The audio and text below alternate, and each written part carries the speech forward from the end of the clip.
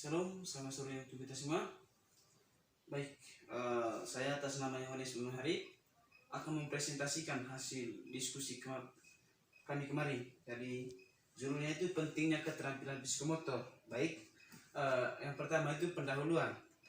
Menurut Firman 1995, tadi kemampuan psikomotor dapat dikembangkan melalui praktikum. Jadi praktikum ini memiliki banyak manfaat, diantaranya kegiatan berpusat pada pengembangan keterampilan proses motorik dan pembentukan sikap ilmiah. Jadi ada 3 ranah hasil belajar menurut Bloom, yaitu kognitif, afektif, dan psikomotor.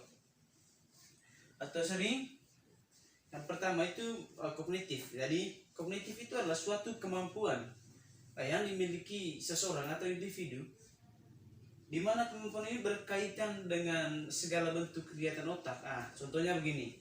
Jadi seorang guru memberikan sebuah atau membawakan sebuah materi di mana seorang siswa harus bisa menangkap apa yang dijelaskan oleh seorang guru, supaya di kemudian hari materi yang sudah dijelaskan Bapak Ibu guru itu bisa diterima oleh seorang siswa. Baik, yang kedua itulah salah satu contoh tadi kognitif. Jadi yang kedua itu adalah afektif. Dari afektif ini adalah penilaian pada kemampuan seseorang dilihat dari sikap dan nilai sosial yang diterapkan dalam kegiatan di sekolah. Maksudnya begini, ini adalah afektif ini adalah bagaimana kemampuan seorang siswa atau sikap seorang siswa selama kegiatan belajar atau proses belajar mengajar di lingkungan atau di ruangan kelas. Yang perlu diterapkan adalah sikap atau perilaku yang baik. Jangan sampai perilaku yang tidak baik nanti itu yang dibawakan dalam ruangan kelas, sehingga proses belajar atau proses berlangsungnya proses pembelajaran ini tidak berjalan dengan lancar, karena seorang siswa atau satu siswa saja yang tidak sikap dari satu orang siswa saja yang tidak menilaikan sikap tersebut atau sikap tingkah laku dalam ruangannya tidak bisa dicakupkan. Jadi yang ketiga itu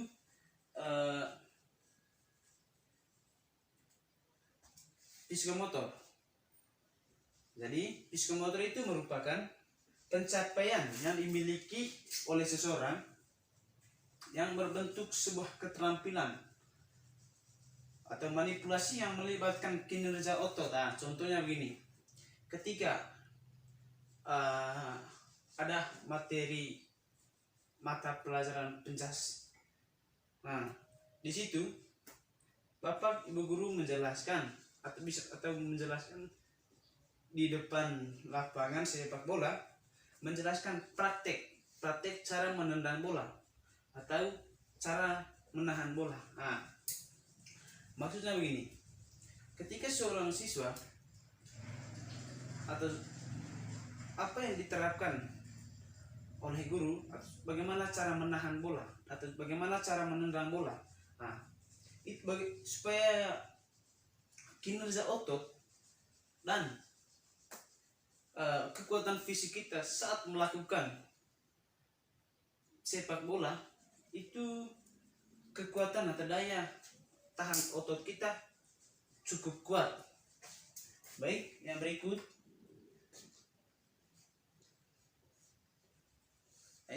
pembahasan. Jadi pembahasan ini merupakan hasil belajar psikomotor, dapat diukur melalui pengamatan langsung dan penilaian tingkah laku siswa selama proses pembelajaran praktek.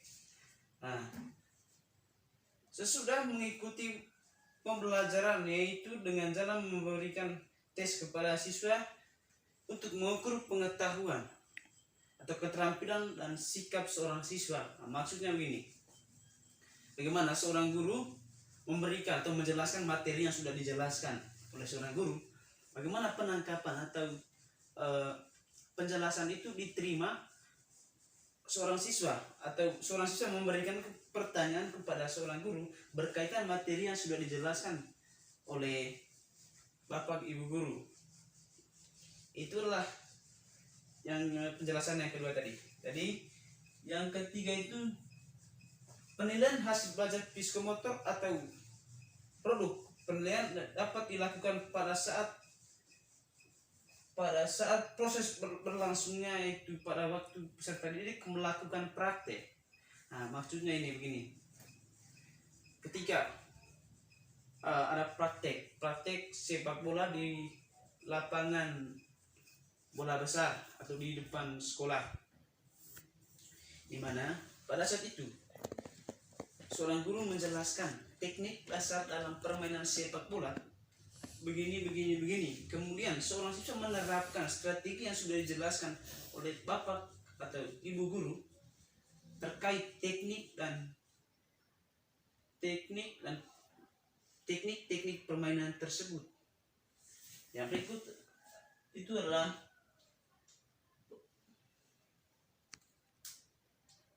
proses berlangsungnya dengan cara mengetes peserta didik serta melalui laporan hasil. Nah, yang ini nih, maksudnya begini. Kita sudah melakukan sebuah praktek. Habis itu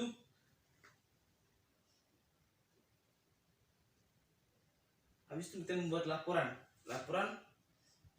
Suruh seorang siswa menjelaskan yang sudah dijelaskan oleh Bapak Ibu tekniknya.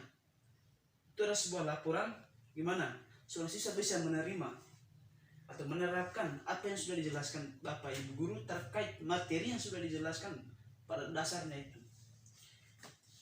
Sekarang masuk ke penutup. Jadi berdasarkan pembahasan di atas tadi, dapat disimpulkan bahwa rata-rata kemampuan siswa itulah sangat baik. Maksudnya begini. Ini adalah tadi materi mulai dari atas, mulai dari pendahuluan, pembahasan sekarang sampai penutup sudah dijelaskan tadi. Jadi begini. Bagaimana kemampuan seorang siswa? Ketika seorang guru sudah menjelaskan materi, kemampuan mereka itu adalah sangat baik. Karena mereka selalu memberikan pertanyaan kepada seorang guru sesuai apa yang mereka tidak tahu. Mereka memberikan pertanyaan, habis itu seorang guru menjawab pertanyaan dari mereka sesuai atau sebaik-baiknya dan benar-benar. Tidak boleh tidak benar, karena harus penjelasan itu supaya seorang siswa juga dapat dimengerti.